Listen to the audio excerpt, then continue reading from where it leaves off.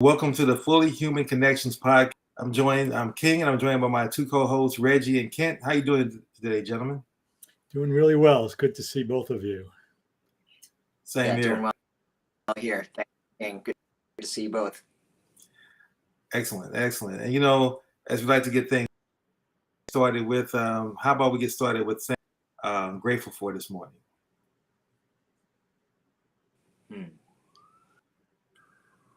Kent, you want to go first? How about you go first? Yeah, I'll go first. I'm like, who's going to go? Who's going to grab the... I'm grateful. I'm in Miami right now. I've never been to Miami. It's my first time in Miami. So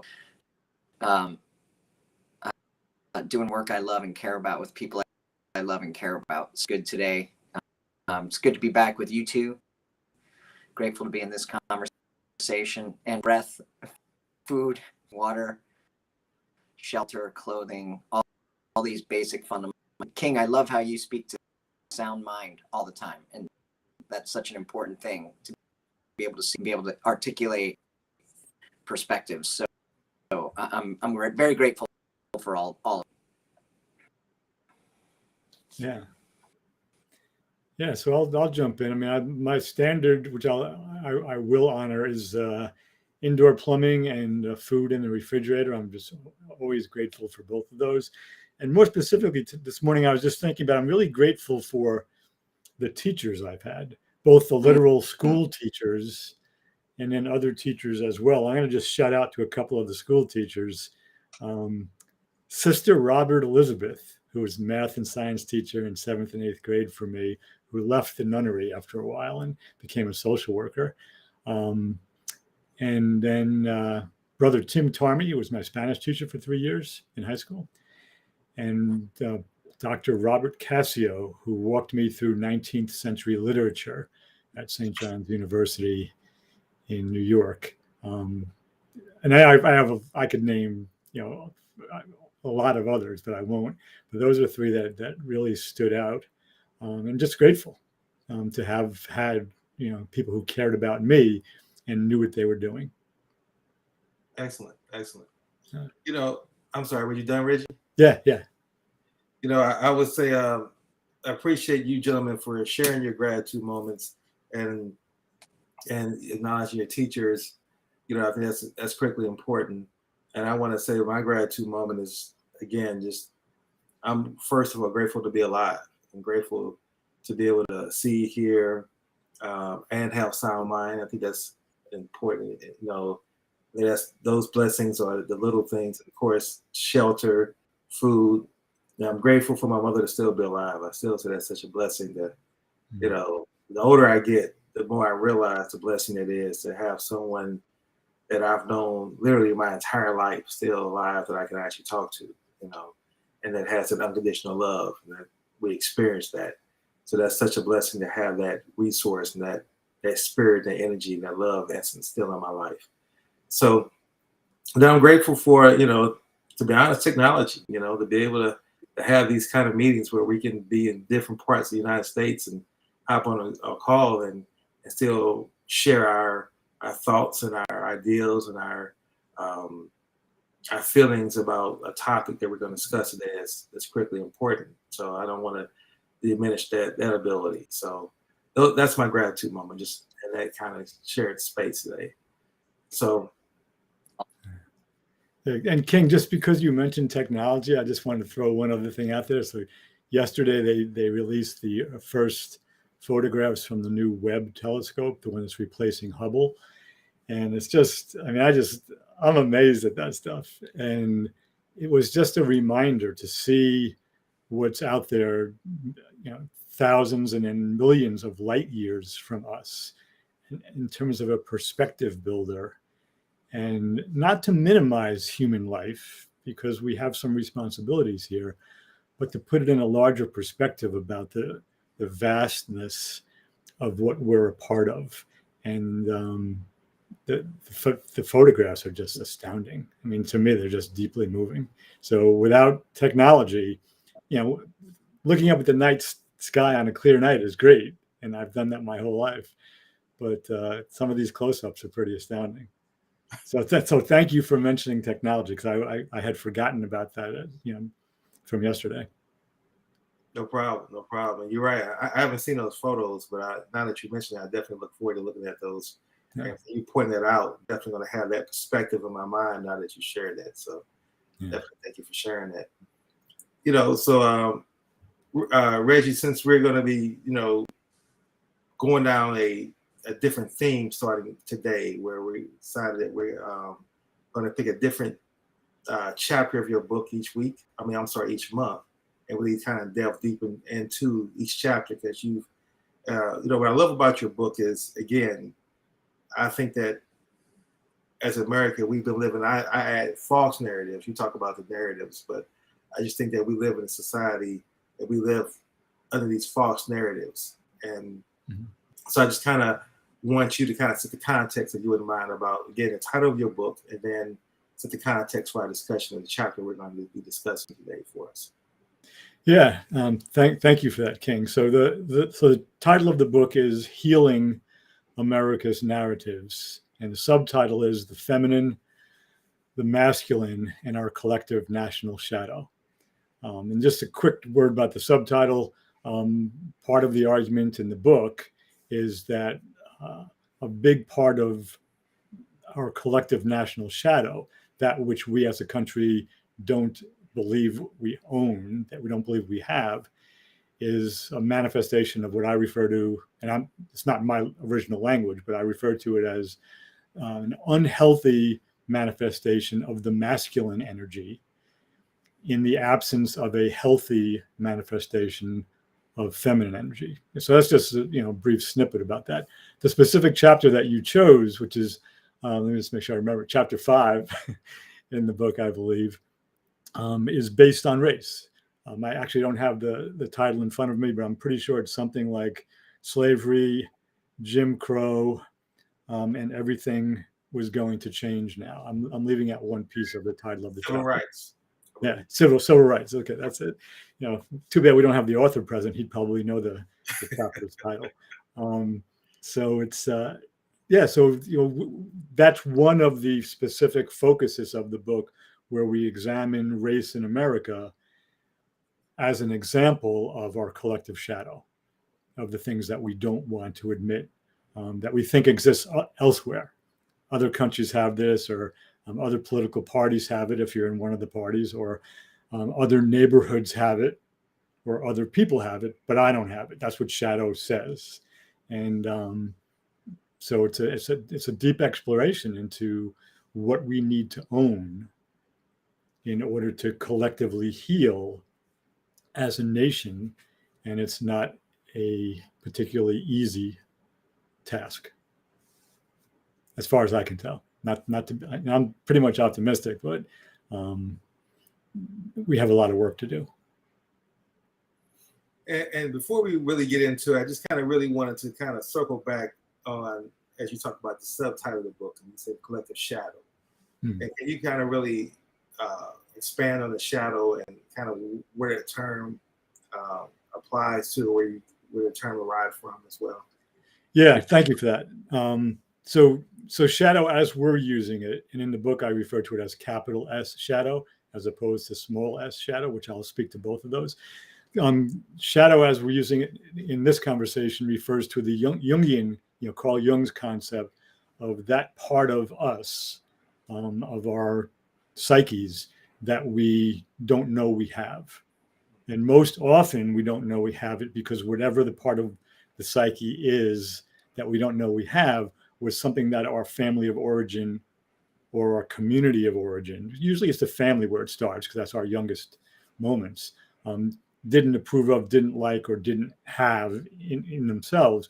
So Robert Bly refers to, in our first basically 20 years of life, based on the expectations of our parents, our teachers, our communities, our cultures, we're constantly putting parts of ourselves into a long invisible bag that we drag behind us. And that's the shadow. It's the stuff that, and so what happens with shadow is, because I disown it, I don't know I have it. When I see it in someone else, I have a really strong emotional charge. So it brings up a disproportionate emotional charge. And I say, so as a simple example, let's say I was not allowed to be angry as a kid, so I disowned anger. So I don't see myself as an angry person. Now, that wasn't the case because I grew up in an Italian-American family in New York. So anger was just part of the conversation. And we'd yell at each other, and then we'd sit down and we'd have dinner and we'd be fine. But suppose I didn't have anger, I'd begin to recognize other people's anger. Say, that person's angry, that person's angry, that person's angry. And I would have a disproportionate response to their anger because I didn't recognize it in myself. That's the projection. So everybody else is angry, I'm not. But everywhere I go, there are all these angry people. And so, my joke about it is, so who's at the scene of every anger crime? Well, it's me. So what we want to be able to do individually is to begin to do intentional work around recognizing what we disown and don't think we have. And there's processes to do that. And begin to integrate, in this example, my anger. So now that I say, oh yeah, I have anger too, I'm an increasingly whole human being. Now I have my anger. I can recognize that. And anger is not a bad thing. Anger is a clarifying emotion. What we do with it can become bad if we become violent. So I want to include as much of my, fully human, my full humanity as I can. And the only way I can do that based on what we know about human beings is to do the work of self-reflection, recognize where I have these disproportionate responses, and then do my work either by myself, with a therapist, with a competent other who can help me work with my shadow and incorporate it. The other meaning of the word shadow, small s, a lot of times people refer to, I'm aware of my shadow and I'm trying to, get away from it. Sometimes people use the word shadow to refer to the dark or negative sides of themselves that they don't like. And that's a fine way to use the word shadow. It's not what we're talking about here. What we're talking about is the concept of the part of me that's disowned that I don't know I have. Last comment. A nation, the United States, doesn't have an individual psyche the way a human being does. And so when we speak about collective shadow, we're speaking about an aspect of shadow that enough individuals in a given, in this case, country, United States, have, that it has an impact, a large enough impact, so the country seems to have it as well. So in the book, I use examples of ignorance, arrogance, greed, violence as things that we deny as a country that a lot of us have as individuals. And not every individual has it. So I'm not saying that every American has shadow elements around ignorance, arrogance, greed, violence, and excess. But enough of us do have that as shadow that the country has it as well as a collective.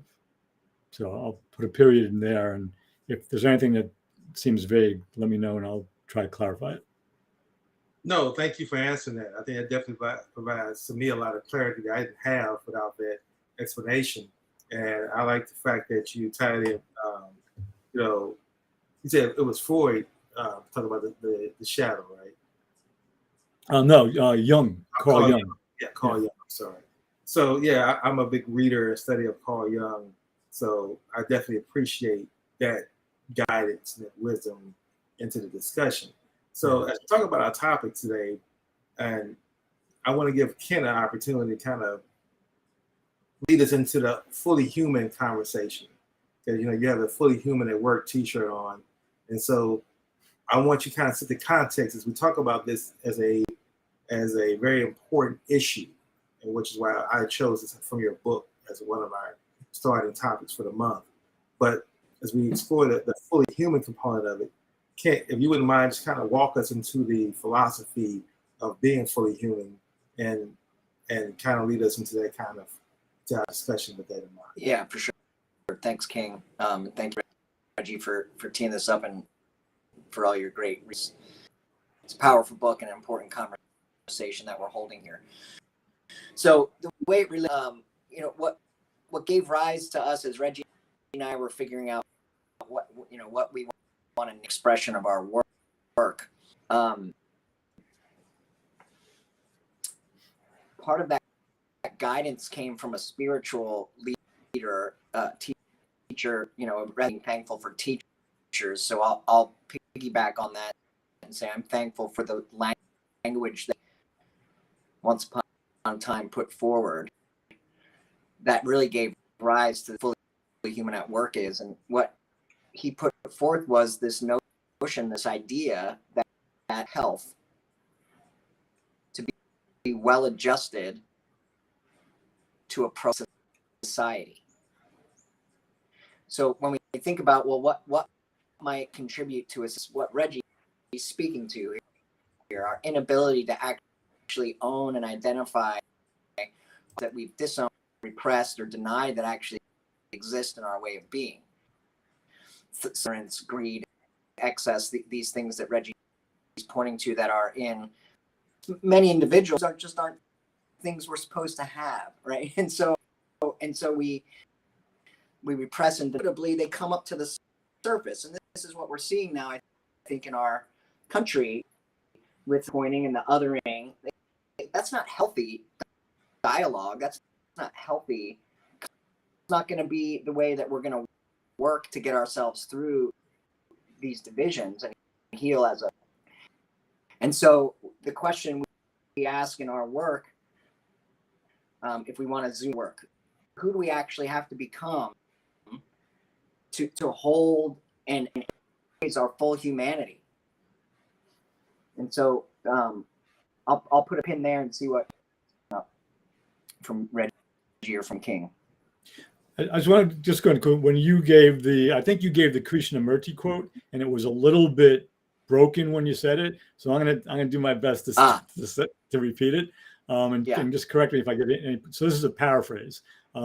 It's no sign of health to be well adjusted to a sick society. Is that pretty measure close? Of health is what he said. It is no measure of health. Okay. No measure of health to be well in a sick society. And I think as we look at the political discourse, as we look at the gun violence, all these things, that's not healthy. So it's time for us to get to work on a bigger plan than our own individual wants and needs. And this is the spirit with which we're holding these. What's our work collectively to heal as a nation and as people, so we can persist for generations to be perpetrated. Excellent. So Ken, there is some, I guess, a delay, and some of your audio is coming in and out, so we're not getting your full sentences, but I guess we'll bear through it with this. But what's interesting was that I didn't realize that it was chapter 5 that I decided as the topic to start our monthly course with. And I'm thinking, when you said chapter 5, like, wow, I just saw that topic and I just grabbed at it. I not really put in my mind a logical that maybe we should start off with chapter 1. But the topic just really jumped out at me because obviously, as a person who as an American, the book speaks to everything about me as an American citizen. So all that I'm into every one of those chapters that you're speaking of. This one speaks directly to me in the context that my ancestors have gone through all the things you're talking about, from slavery to Jim Crow, and then, of course, the Civil Rights Movement. Now, the reason I wanted to have this discussion was because I look at my own personal growth as it relates to how, when I was a youth, how I viewed those 3 areas to kind of, now in my 50s, through wisdom, through living, through experiences, and how I kind of shifted my change to thinking about those things differently. And what I mean by that is, of course, my initial reaction to slavery, and I think a lot of my friends that I grew up with, the first exposure to slavery was really, we watched Roots, and we got the chance to see Roots on TV when it was actually the live, 5 or 6 part series that came on. And, that kind of set the precedence of slavery. Because, we had heard about it as a kid, but Roots kind of really brought it home as a visual. And then that led to folks being angry. And that was the first reaction we had, was just anger. As far as, at that stage, it was anger at any white person because of how we felt that it was white folks shooting black people. And so now that's the angry, that's the vitriol. And to this day, I know folks still can't watch Roots for that reason. Now, for me, the anger was definitely there. I've kind of, and that's why I love the name, and that's what really resonated with Kent. When I met Kent, becoming more fully human as I got older, in that path, I stopped identifying as just a black man. And I think as long as I identify just an entity as a black man, the anger's there, along especially Jim Crow and then how the civil rights movement. But I think my evolution came when I decided that I was more of a spirit and understanding and recognizing that as a human being and not just being labeled in this tribe because of the color of my skin and then my gender as well, and being put into that category, no more than the fact that where I was born is going to sit here and forever hold me to that particular tribe of people in St. Louis and so on and so forth. So the reason I say all that is really because I think that what I believe where we are in today's society is that, and this is what I want to ask you gentlemen both, I'm looking at a time where we're at two totally opposite dynamics when it comes to the race relations. One extreme, I see that millennials and maybe Generation Zs are being less concerned about racial issues than any other generations prior to that. They're kind of coming into the world and they're looking at things in the justice, and they're looking at things from a context of they're not really buying into that kind of mindset. But I think that at the same time, the old force that wants that separation is doubling down on that, and that's why we see more tribal issues than ever before. It's like it's people are willing to come out and really stand on their tribe and stand within that. So I just kind of, that's what I'm seeing. I just kind of want to see it from your perspectives. Are you seeing that as well?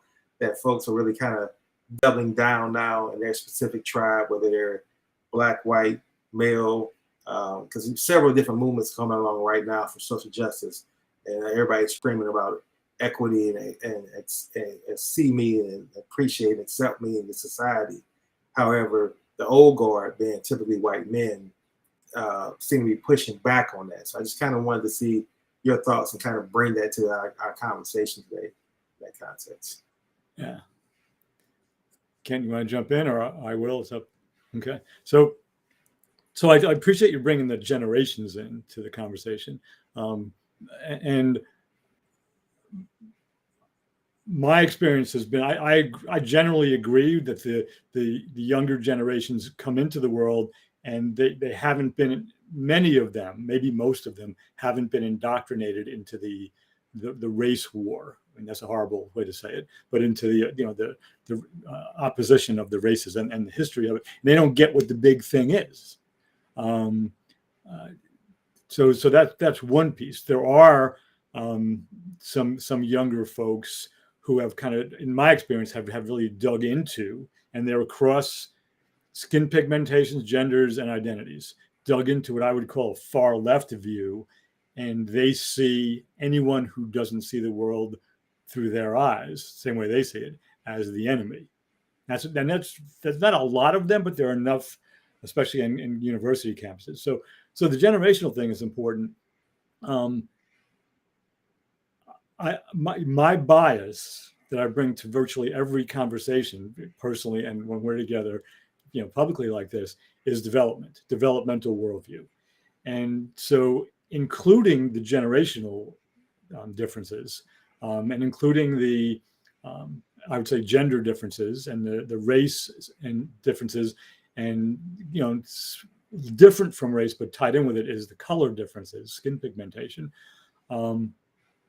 What I think is really essential is whether, regardless of all of those characterizations that I just named, if I'm seeing the world through a lens that sees human beings as it's all of us, all humans are equal. If that's really how I live my life, the problems of race, color, gender, orientation, identity, and generation, they don't disappear magically, but they're no longer primary because I see human beings. And there are people who live that way.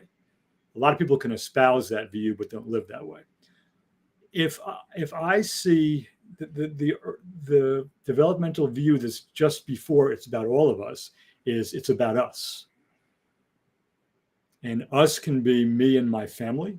It can be me and my religion, me and my political party, me and my race, me and my gender, me and my, me and my whatever. There's all these us's.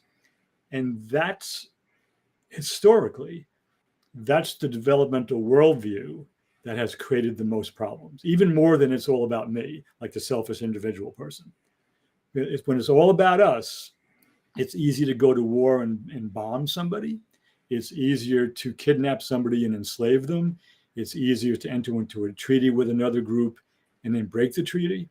So I think development is really, and again, this is my bias. There's other views, I know that, but development in many ways trumps all of the differences. Because if I really live in this place of it's about all of us, and beyond that, it's about all it is, where I care about the universe. So I'm, like the Buddhist monks who would handpick earthworms from the ground before they would dig to build a new monastery. Right? That's a level of commitment that most builders of housing developments in the United States, I don't think have. I have to pick on that group. And maybe that's extreme, maybe not. I don't know. And I don't think I fully live in that worldview. But so I just wanted to put that piece out there, that the way any one of us sees the world, and it doesn't mean that when I look at Kent, I don't see a Caucasian. When I look at King, I don't see a black man. Oh yeah, of course I do. But I know that the three of us, and anybody who might be listening to this and viewing it, is the same species. And for me, that's the grounding of equality. And not that I don't care about ethnicity, gender, orientation, and identity. I do. But I see the inherent humanity in each individual. And that's a way safer place to start than, well, are they Catholic or not? Are they Italian American or not? Because that's the stuff I grew up with, New York Italian American. Those are some like cultural givens. So anyway, I wanted to put that developmental piece into the conversation because I think it plays a big role. And you can hear it in the news media. You can hear it in both houses of Congress, where there's definitely not the best and the brightest if there ever were. So it's a really complex thing that we're navigating here. Yeah, absolutely. Kent, do you have something you want to add to that? Yeah, I'll jump in. I apologize if my audio is choppy. I tend to also have a developmental view that I bias, and from my own growing up, I know I'm able to hold more perspective now than I was earlier in my life. And so developmentally have this particular bias is because when we obviously would label as other, or even own view of ourselves, part of violence, I think, is the judgment and the making wrong of other people that hold different. And as we become more able to of all of humanity, as Reggie was pointing to, that judgment and condemnation, all of that at least in my own experience, has relaxed some. As I grow up and take responsibility for my way of seeing myself, my way of seeing other people, about myself and other people, my way of talking, all of that gets cleaned up, and I'm more skillful with how I see, think, and speak and act. And so this orientation can be really helpful in taking some of the judgment and nastiness out of perspectives.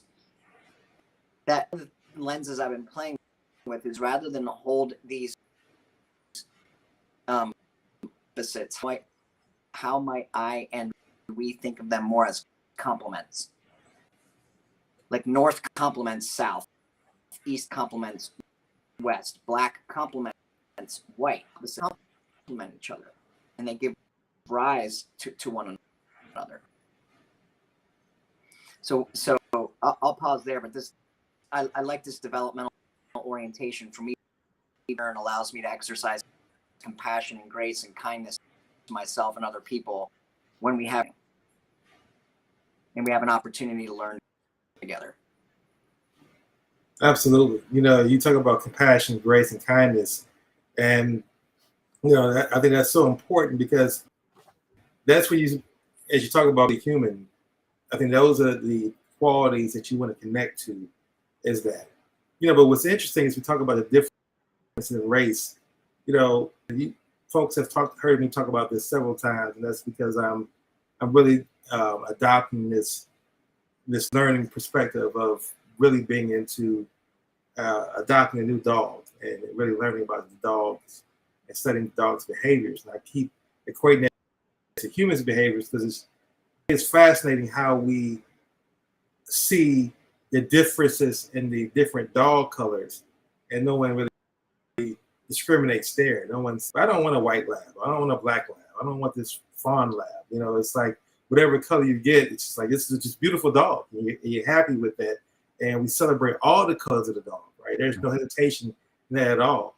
And so it's funny how when it comes to human beings, we put color first and foremost. Again, to your point, Reggie, we see color. It's like, we see there's obviously a difference, but it doesn't click into, I don't double down into my tribal protectionism and ideology to say, okay, white, so here's all the perspective I have on white man. Here's all the data I have on white man that's flying through my mind.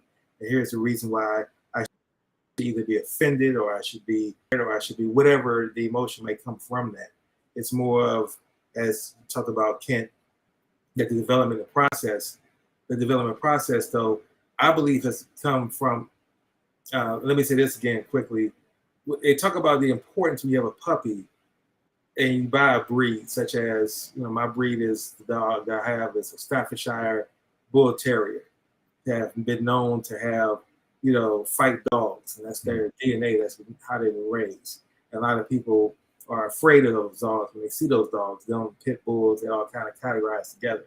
And where I'm going with this is that people say, well, those dogs are not the stereotype is placed upon them. It's based on the owner.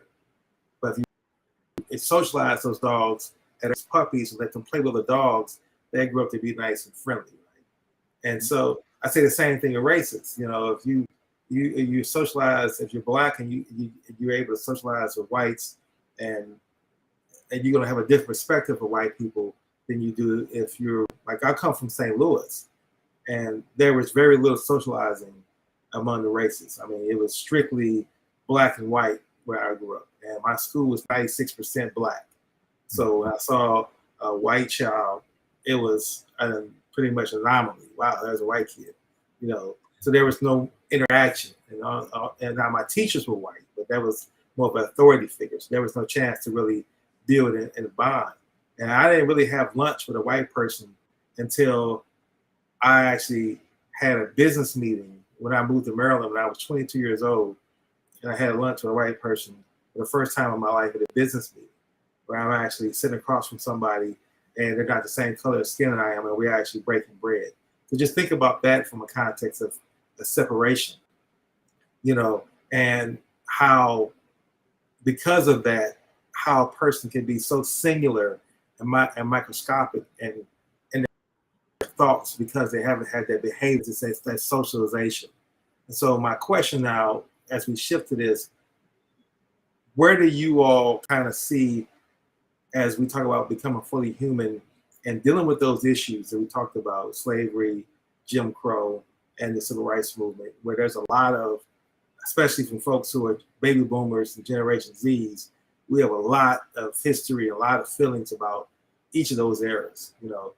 Generation Zs, Generation X, and grew up in that for the most part. We came at the end of the civil rights movement, but our parents did, so we had that firsthand account.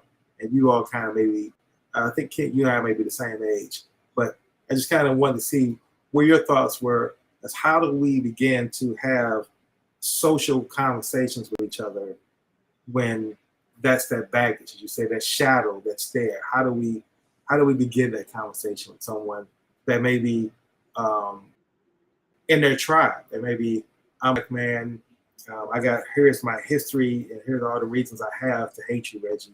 How do we begin this conversation when the person has that kind of vitriol? Yeah. So I'd like to introduce like a kind of a paradox first. There's a ton of research that speaks about contact, and you just described it. You know, your first lunch with a white person was after you moved to Maryland and you were 22 years old. So you had, you know, contact with someone. There's research that includes that what differentiated those Germans during the Holocaust who helped the Jews from those who didn't they had everything in common except one thing. And the people who actually helped the Jews had regular contact with a Jewish shop owner, or somebody in their neighborhood was Jewish, and they knew them for some months or years prior to the Holocaust. And so they just saw them as human beings. Those that had no contact with the Jews were, you know, those Germans were less likely or didn't help them at all. So the contact piece is big. So that's one. The second piece, which is more complicated, I think, because that's been my experience. I could give them anecdotes. I don't want to speak too much, but I'm going to speak to two other writers who speak directly to this. And it's become increasingly clear that let me just mention. So Resmaa Menakem, who wrote My Grandmother's Hands, which is this beautiful book. If anybody hasn't read it, I really highly recommend it. And the subtitle is Racialized Trauma and the Pathway to Mending Our Hearts and Bodies. That's the subtitle of the book. And he's a social worker by trade. He does a lot of other things. He's worked with the police department in Minneapolis, and he's done a lot of really good work. But in the book, he speaks about everything body-based. He's trained in somatic health. And he speaks about white body supremacy. He speaks about white bodies, black bodies. And because he has a focus on the police, blue bodies as well. And he's really clear, and I agree with this, that until the white bodies get together as a community and become healthy, more fully human, to use our language, and until the black bodies get together with other black bodies and become healthy as a community, more fully human, and until the blue bodies, to include the police in this conversation, because it's a big part of his book, get together and become healthy as a blue community, because the gut reaction is, well, let's just get some cops, black and white, some black civilians and some white civilians, and put them in a room, and we'll do some community building work, and everything will be okay. And it can work with a given group, maybe a small group of 12 people who are kind of already evolving. But generally speaking, it doesn't work because the white people panic. Some of the blacks are angry at the cops. Some of the cops are just resentful because they're out there trying to protect and serve, and they're the enemy now. So putting them all together before they get healthy tends not to work. So with the paradox, contact is important. Throwing people into a room together to create contact tends not to work. I believe that it's within respective communities, and I'm just communities, to use Menakem's language, is that until the diverse communities become healthy, bringing them together doesn't particularly work well. And Diane Musho Hamilton, in her book Compassionate Conversations, and she's a Buddhist teacher, an ordained Buddhist monk, and a phenomenal conflict negotiator and conflict transformer, who grew up, unlike Menakem, she grew up in the Mormon community in Utah. She's not a practicing Mormon. So they both came to the same conclusion. So contact is important, and it has to be informed and intentional contact, I would say, for it to really manifest what we want, more full humanity.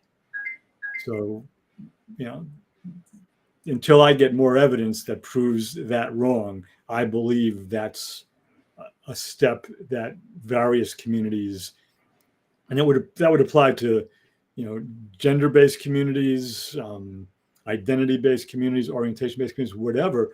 It doesn't mean that we can't sit and talk with each other, but forcing people into a room and thinking they're going to be able to talk to each other without really competent facilitators. And there are many well-intentioned, incompetent facilitators out there who read a book and then want to go save the world. God bless them. But that's different from really being trained and doing your own work. That's another bias I have. You know, I'm sorry, Kent. Go ahead. No, I was just gonna piggyback on what you just said there, Reggie. I was part of a leadership organization back in 2018 called Leadership Baltimore. And Leadership Baltimore basically is a year-long civic program that's brings together top leaders in the city. And you go through a program, learn more about the city, but then at the same time, you learn more about each other because you're working together for a full year. Now, within this program, again, the program was definitely started off in '84, and it was all white men. Then it started getting more diverse as it got, you know, older and older. My point I'm saying is this: we had a facilitator talk about race to that point, and because we had, again, being predominantly, I would say 90% of the people in the room were Democrats, and 10% of the people were Republican. At that time, this was right around when Trump just got elected, so there was still that division there politically. It was really at its height. Where I'm going with this is that during the race conversation that was brought up, there was still this uncomfortableness and awkwardness around this. And so my point, even with the facilitator, which I thought did a good job, I don't think people left there more connected than they were to each other among racial lines, even political lines, than they were before. Yeah. And I just say that to say this, that for me, personally, and I can't speak this to everybody else, but I think that races heal when we get a better understanding, to your point of seeing each other as human beings.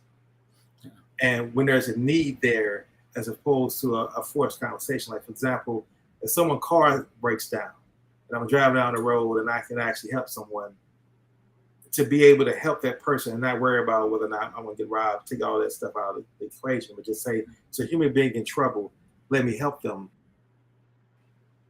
Then this person may be the person I've ever actually had a conversation with. But just through that act of helping without a facilitator, I think this person and I can build a bond.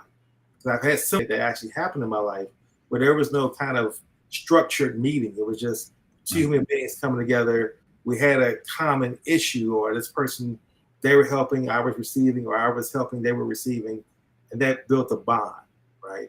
So I just kind of wanted to say that for me, I think that's what's going to really have to happen, is that people have to really begin to first study the history of each other. So that we look at slavery, we say that we don't see such a disagreement upon slavery. And then civil rights, and then Jim Crow, right, for what they are. Let's study it, let's talk about it so you can understand and empathize with each other from what that perspective looks like. Yeah. So I just wanted to add that to that point.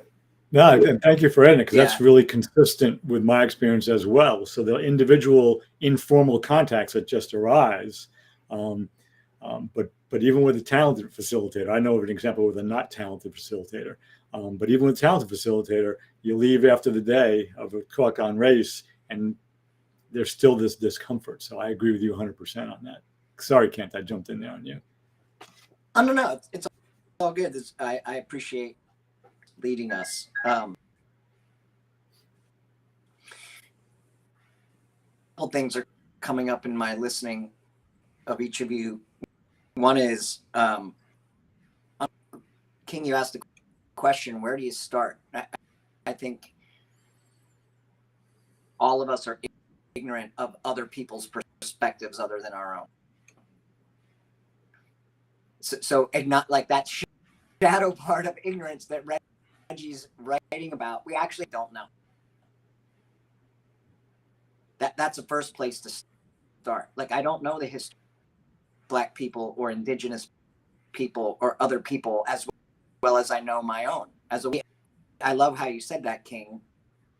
Being willing to learn and understand and getting back to a development. And Brene Brown has recently put some language around empathy, and both of you are flirting with what she says here. Empathy is the way she languages. It's not so much as being able to put yourself, is because that's really hard to do. I can't live the life you've led, King. But what I can do is I can believe you that you've lived the life you've lived. To empathy in the context of believing the other person in their own live, not invalidating that.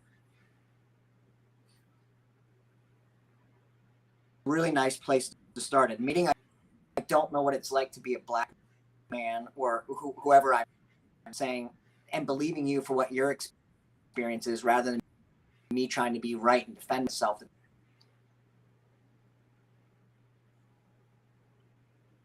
Right. You know, I think, I know you gentlemen may disagree with me, but I think that there's a lot. I think sometimes we overthink intellectually these conversations about race, and we bring these people, these facilitators in, and they give us their perspectives. You know, it may be couched in a lot of logic and study, but I think it removes the humanity part of it. I'll give you an example of what I mean. Now, the way I was raised in my community, again, I keep using the reference of dogs because I think they're perfect analogies. But where I was raised in my community, a dog was treated totally different than the way I would say white folks treat dogs. Right? Dogs were tied up in the backyard. They were put they were used primarily for guard dogs or something like that. So they were just pretty much kept out in the doghouse, tied to a rope, and that's how dogs were treated. And so I grew up thinking that's how dogs were treated because that's the environment I grew up in. Mm-hmm. When I started learning about dogs, I began to start seeing dogs differently. But even before I did that, if I ever saw a dog that was shivering, that had been beaten, and that was just, frightened, their tail between their legs, and I could look in their eyes and I could see that they were terrified of me, I had empathy for the dog. I didn't have to really begin to start to say, well, let me put myself in the dog's shoes and see how it feels. It's another human life, not human, I'm sorry, another living species that I can see has fear. And I don't want that animal to have fear. So let me do something to eliminate that fear as best I can. And whether take it to a shelter or try to give it some food or whatever I can, but I want to end that pain that that animal was in, right?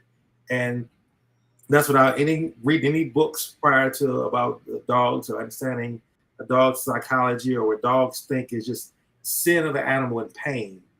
That for me as an internal human being, I felt the need to want to do something. And that's what I'm saying when it comes to my belief in race relations, if we can just get at that core DNA of that. So I think what happens with the facilitators is they put us in situations where they tell us, well, tell me about your experience, Reggie. And again, I know, I can't speak for Italian Americans, but I definitely know that the stereotypes when you say Italian American, most people think is association with the mob. That's the first thing that people think. And I would hate to be Italian American, always just automatically get grouped with that type of activity, even though you might not have that. So I just kind of wanted to see how you all felt about that particular perspective. There's a question that's jumping up for me, King, about speaking to fear or discomfort or pain or suffering, and that compels you to actually take action to alleviate that suffering. Seeing the pain in each other and stop it, much like you're what prevents us from having that same level of empathy and compassion towards all clearly in pain.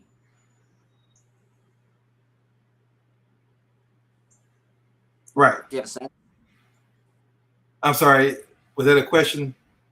Yeah, just said, do you have as you, and I think people can see that human animal bond. I see animal suffering, I don't like it, I'm going to take action to alleviate that. But if I see suffering, I don't feel as compelled to take the same kind of action. Why? Dynamic is what I'm curious about. And I'm not expecting you to have an answer. I'm just like, it's just pop this. Right. And real quick, Reggie, before you chime in, what's interesting even more about that, Ken, is this.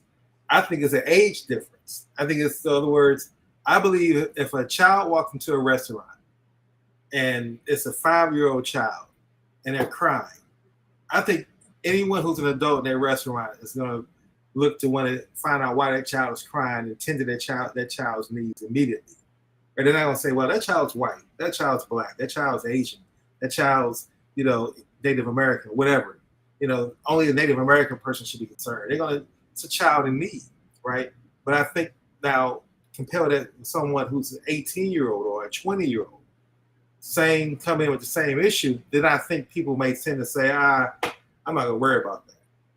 So I don't think it's necessarily just about the color. I think it's also more about the perspective of putting an age to it as well. And I'm not sure why that's the case, right? I would love to figure out and kind of get your thoughts on, Reggie, what you might, from your research and your study and your experience, why you might think that folks may be somewhat leery about dealing with that issue.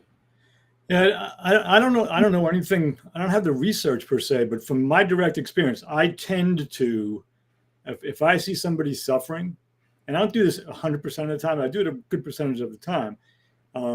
Like I do approach people, and sometimes at great risk. So I think part of that's a great example. So the 5-year-old, I'm as a 68-year-old. Okay, I know maybe I can help this kid. This kid needs somebody, and nobody else paying attention. I'm going to go help. That's easy. It's part of the bias as the person who is suffering publicly is older, somebody who's 18 or 28 or 58. Some bias says, well, I don't want to get involved in that. Who knows what it could be, or it might be danger involved.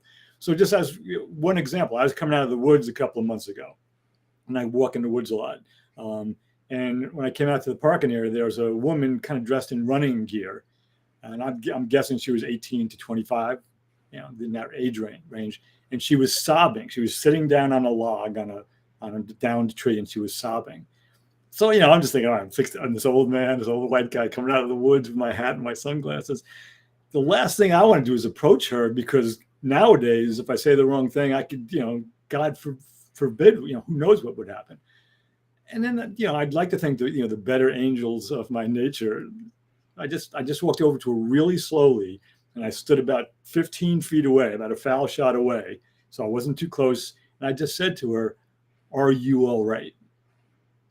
And she looked up and she kind of nodded, and I said, "Is there anything? Do you need any kind of help?" She nodded that she was okay, and she said, "No, I don't need help." And then she said, "Thank you." So I walked away. So it's getting. I think it's fear-based that we don't help the older people who need help. It's easier to help a younger person because we think maybe we should. It's always an obligation.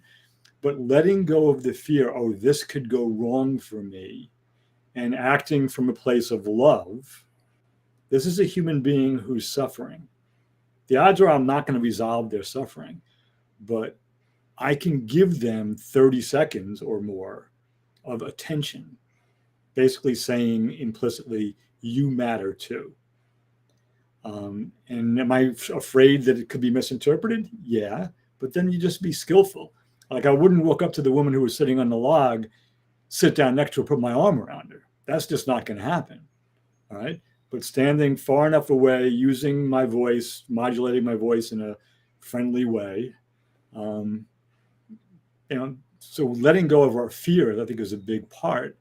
Because it's easier to take care of. I mean, I take care of birds, raccoons.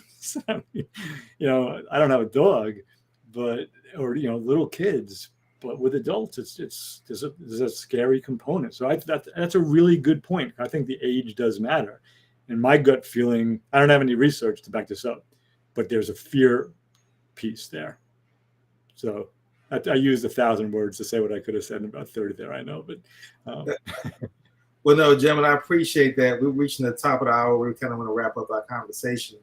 And I just want to give, as we close out, we could say within 30 seconds or less, a person who we want to identify as an example of someone who is fully human, whether it be past or present, and then just why. Well, I'm someone who's been present to me as I've been tuned into this conversation about this through a developmental lens, and that's Richard Barrett, who created, and one of his teachings is he says they're only of interest. What shifts or what changes is our definition of self. So if I'm going to act only on my behalf of my personal interest, great. Or it's not just about me, it's about my tribe or my people, as we talked about earlier. Okay, great. That's a next level of, I can grow beyond seeing my sense of self beyond me, beyond my people, myself, my sense of self as all living creatures, as we were talking about today. So I love Richard Barrett's developmental orientation towards that self-interest, and that's what changes. My sense of self change. Hold myself as part of larger ecosystems. And Excellent. How about you, Reg?